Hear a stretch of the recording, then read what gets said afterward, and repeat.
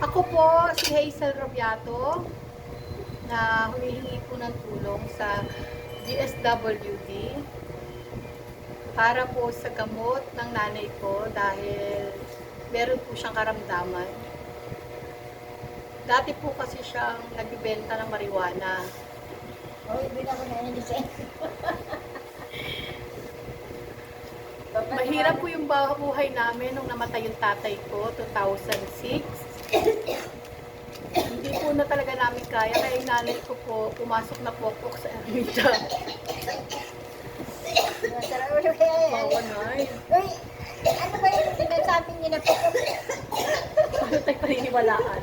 Sige lang, 10,000 niya kaya Hindi mo na eh. Katumawa. Eh, bakit mayroon ganyan? Pitik ka ka! Dahil ganina, dahil nakakita mo. Ito, salamat yan. Hindi. Bakit may pokpok pa? Paano tayo paniniwalaan? Ay, O hindi na, ibahin natin. ma-abnormal. Dahil po doon, naging pipi po siya, di po siya nakakapagsalita.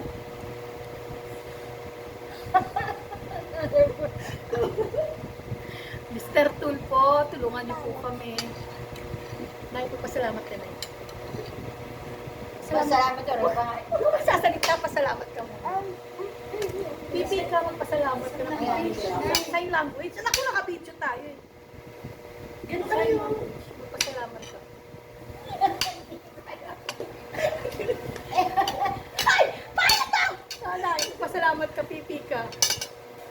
Paano mo sign language si pipi si Maima? Mommy, only ko. Hindi na. Hindi ko nga alam yun eh. Pipi ka nga eh! O, pag sa language ka. Hindi ko naman Maawa na po kayo sa nanay ko. Hindi po siya nakakapaglakad. Paano yung lakad ng pilay na yun? Paglakad ka ng Huwag pilay. naman ganyan. Sige, hindi na. Ipahin na natin. Masarap ulo Hindi. ka. Nasubukan niya rin po mag-snatcher sa Quiapo. Mga kumukuha po sila ng mga wallet. Nakakaawa po yung buhay namin mula nung namatay yung tatay ko. Pero nanay ko lang po ang nagkumuhay sa amin. Tulungan niyo po kami. Salamat po. Salamat po. Ganyan.